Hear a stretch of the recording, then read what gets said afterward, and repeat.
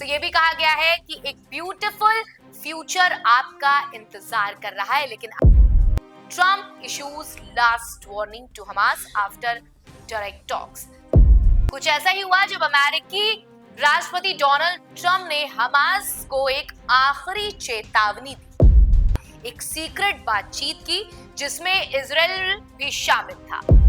बाद में नहीं, और जिन लोगों को तुमने मारा है उनके शव फौरन लौटा दो, वरना तुम्हारा खेल जो है वो खत्म हो जाएगा। आदाब, नमस्कार, मैं हूं आपके साथ अलीशा नकवी और आप सभी का अभिवादन है टीएनपी इंडिया पर। कभी कभी जब किसी को अचानक बहुत सी पावर मिल जाती है तो वो घबरा कर या बौखला कर कुछ भी कदम उठा सकता है।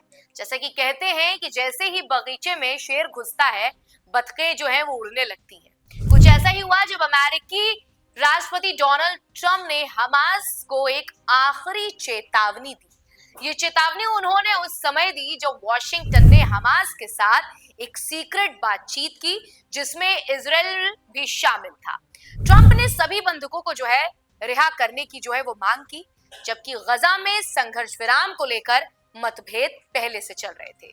ये कदम अमेरिका की पारंपरिक नीति के खिलाफ था, क्योंकि मैं आपको बता दूं कि अमेरिका आमतौर पर उन समूहों से बातचीत नहीं करता जिसे वो आतंकवादी मानता है। हमास अमेरिका के लिए इतना चुभता है कि उसने अपनी पारंपरिक नीति को नजरअंदाज कर दिया। ये ऐसे है जैसे सांप भी मर जाए और लाठी भी ना टूटे। यानी अमेरिका चाहता था कि वो हमास से कुछ हासिल करे बिना अपनी पुरानी नीति को पूरे तरीके से बदले बगैर।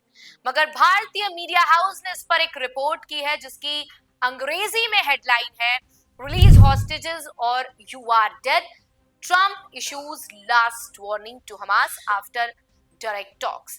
हिंदी में इसका तर्जुमा करूं तो हथियार बंदों को छोड़ दो, नहीं तो तुम मारे जाओगे। ट्रम्प ने हमास को ये वार्निंग दी है अपनी सीधी बातचीत के बाद। अमेरिका के राष्ट्रपति डोनाल्ड ट्रम्प ने हमास को एक कड़ी चेतावनी दी है। उन्होंने साफ तौर पर कहा है कि सभी बंधकों को फौरन रिहा करो, नहीं तो तुम्हारे लिए सब कुछ खत्म हो जाएगा। जो लोग मरे हुए हैं उनकी बॉडी रखते हो, वे मानसिक रूप से विकृत होते हैं, तुम विकृत हो। ट्रम्प ने यह भी कहा कि अगर हमास अमेरिकी आदेशों का पालन नहीं करता है तो इजराइल को सभी जरूरी रिसोर्सेज दिए जाएंगे ताकि वो अपने काम को पूरा कर सके, और तब हमास का कोई सदस्य सुरक्षित नहीं रहेगा।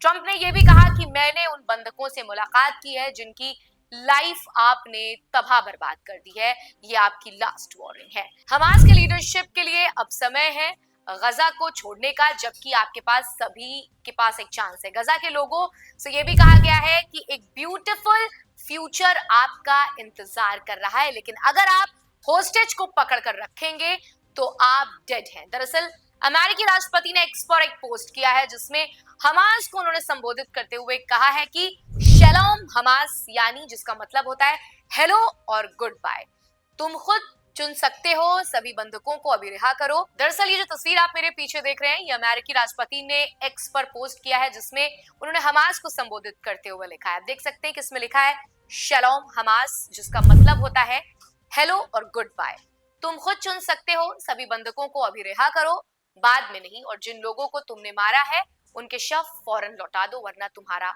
खेल जो है वो खत्म हो जाएगा।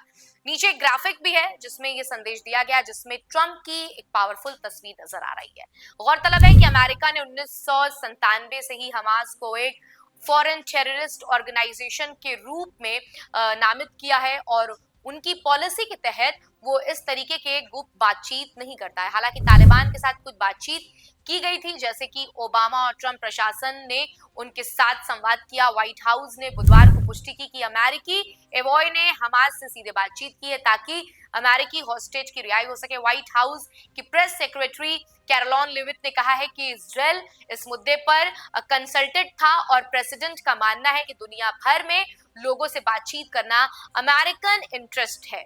अमेरिका का स्पेशल एवॉय एडम बोल्हर ने हाल ही में दोहा में हमास की डायरेक्टर टॉक्स की थी जिसमें अमेरिका हॉस्टेज की रिहाई पर फोकस था, लेकिन ये बातचीत एक विस्तृत डील पर थी जिसमें सभी हॉस्टेज की रिहाई, लॉन्ग टर्म ट्रूस पर चर्चा की जा रही थी। इस हफ्ते इजराइल ने एक अमेरिकी प्रपोजल को मंजूरी दी थी जिसमें गजा में रमजान और पास ओवर दौरान संघर्ष विराम और स्थायी रूप से बढ़ाने का प्रस्ताव था। हालांकि हमास ने पहले फेज को बढ़ाने से इनकार कर दिया था और संघर्ष विराम के सेकेंड फेज में जाने की मांग की थी।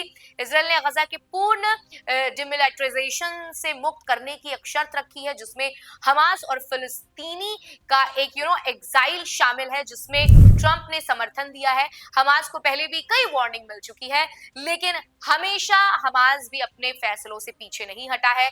जब भी अंतर्राष्ट्रीय समुदाय या अमेरिका उसे चेतावनी देता है तो उसकी बातों को नजरअंदाज हमास कर देता है और अपनी नीतियों पर अडिग रहता है। ये उसी मुहावरे की तरह है कि कान से सुनना और दूसरे कान से निकाल देना।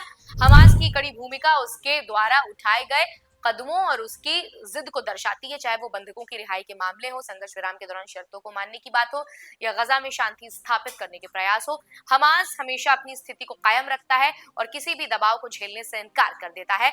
इसी के परिणाम स्वरूप हमास से बात करने की कोशिशें करने के बावजूद समाधान ढूंढने में मुश्किलें आ जाती हैं, क्योंकि अंतर्राष्ट्रीय लेवल चाहे कितना भी हमास को धमकी दे या फलस्तीन को तबाह बर्बाद करने की कोशिश करे, हमास जो है वो हमेशा अपने फैसले पर अडिग रहता है और एक ही उसका निर्णय रहता है कि अगर आप जो है हमसे इज्जत मोहब्बत प्यार से पेश आएंगे तो हम भी इज्जत प्यार मोहब्बत से पेश आएंगे, और अगर आप जो है हमारे साथ जरा भी 3-5 करते हैं तो हम भी उसी तरीके से आपको जवाब। फिलहाल आज के इस वीडियो में इतना ही। आपको हमारा ये वीडियो कैसा लगा हमें कमेंट सेक्शन में लिखकर जरूर बताइए और ऐसी तमाम अहम जानकारियों से जुड़े रहने के लिए बने रहिए DN पे इंडिया के साथ।